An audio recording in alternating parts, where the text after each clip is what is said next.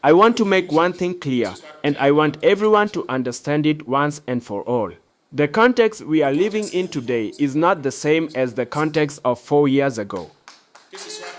That must be clear. I was not in prison waiting for someone to come and free me. It is completely different from what happened in other situations. Yes, there are people who were imprisoned, later acquitted, and then someone came and helped free them. That is their story. But you cannot compare different situations. Comparing one situation to another makes no sense. That is not our context.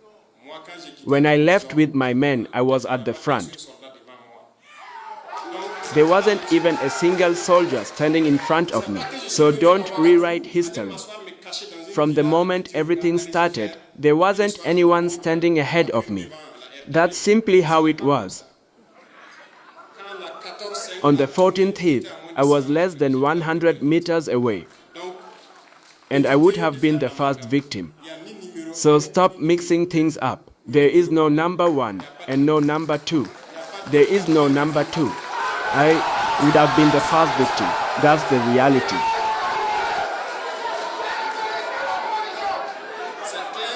Sometimes, because your communication is weak, you create problems for other people, and then you will have to live with the consequences of the problems you create. That's all. Besides, everyone who works with me knows my guiding principles. They know the mission, and everyone who follows this mission understands it. That's why I don't pay attention to comments. And if anyone creates unnecessary trouble, my team knows exactly what to do.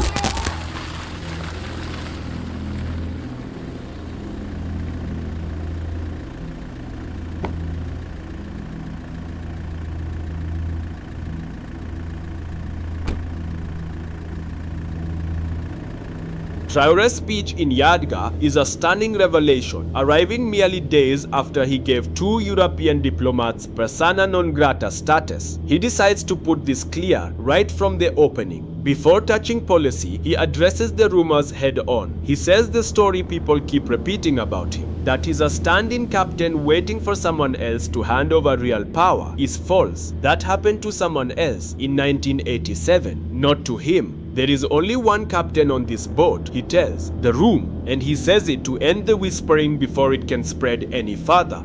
From there, the speech moves into its central economic argument, self-sufficiency. He tells the audience that Burkina Faso has to move away from dependence on imports. Gold, cotton, agricultural products, all of it currently leaves the country raw, only to come back later as someone else's finished goods at a much higher price. His position is that this cycle has to be broken by transforming these resources locally so that the value stays with the population instead of leaving the country twice. He's careful not to oversell what's already been done. On infrastructure, he acknowledges directly that roads aren't finished and water doesn't reach every village yet. He doesn't pretend these problems are solved. His point is that progress takes time. It doesn't happen, in his words, in the snap of a finger, but the direction of that progress is not going to reverse. The next section of the speech turns sharper, and it's tied directly to the diplomatic expulsion just days earlier. He frames a big part of the country's problem as psychological, not just economic. He calls it a kind of Stockholm syndrome. Nations and people within them who've internalized the interests of the powers that once colonized them, mistaking that old dependency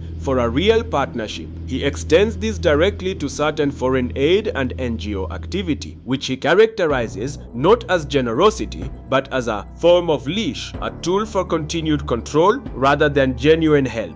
He then speaks to how he sees his own role. He describes his leadership as driven by mission, not ego. He explicitly rejects the idea of ruling as a strongman and frames the point of his position as the survival and prosperity of the nation, something meant to outlast him personally, not center on him. From governance, he moves to unity. He warns that religious or ethnic division is exactly the kind of crack that outside actors could use to destabilize the country from within. His call here here is for vigilance, for citizens to recognize when internal divisions are being encouraged or exploited from the outside, and to not let that happen. The final major section is aimed squarely at young people and students. He tells them directly that he wants critical thinking and practical knowledge, not degrees that never translate into something the country can actually use. He expresses frustration with educational paths that end in credentials but not in real contributions to industry or development. His challenge to them is direct. Stop simply consuming what the world exports to them and start producing, building the kinds of things Burkina Faso will one day be able to sell to the rest of the world. He frames this shift from consumer to producer as a matter of national dignity as much as economics. He closes on a note of resilience, asking the population to stay focused on the collective work of building the nation, even with the scale of the challenges still ahead of them. Taken as a whole, the speech links three things together: an economic case against dependency on raw exports, a political case against psychological dependency on former colonial powers, and a generational case against an education system that isn't feeding into local production. Unity, in his framing, is the condition that has to hold for any of that to work. It's worth being clear about what this is. It's Traore's own account of his record and his intentions, delivered to a domestic audience in the immediate aftermath of expelling 2 European diplomats. It reflects what he says he believes and what he says he wants to build, not independent confirmation of results on the ground.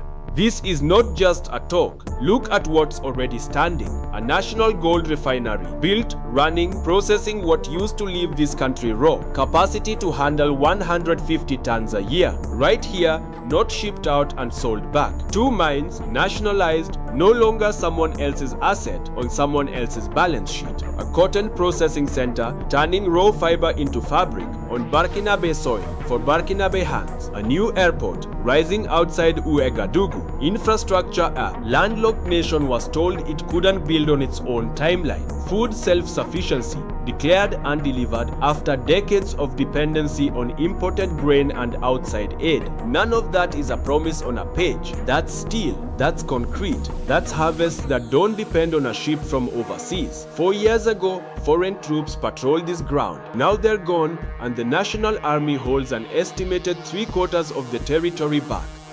Land that was once ceded to armed groups. That's not rhetoric, that's a map that looks different than it did in September 2022. And it's not stopping at the border. Burkina Faso now stands inside a new regional bloc, a confederation of Sahel states, built with neighbors who made the same choice to stop waiting on old alliances. A 5-year national plan is already moving, billions raised, and most of it from inside the country itself, not from a foreign lender's terms. Roads, healthcare infrastructure, vocational training for the next generation of workers. So when he stands in Yadga and says the direction won't reverse, he's not asking for patience on a blank promise. He's pointing at what's already been built and at what's already been paid for by the country itself. That's the difference between a speech and a record, and that record is why nobody stands in his way here, because the people watching this aren't watching a man talk about sovereignty, they're watching him build it. 1 refinery, 1 mine, 1 harvest, 1 mile of road at a time. The mission was never about 1 man, but right now, 1 man is the one proving it can be done. 1 captain, 1 vision, and a country that finally has something to show for it. Follow this story, because the next chapter of this mission is already underway.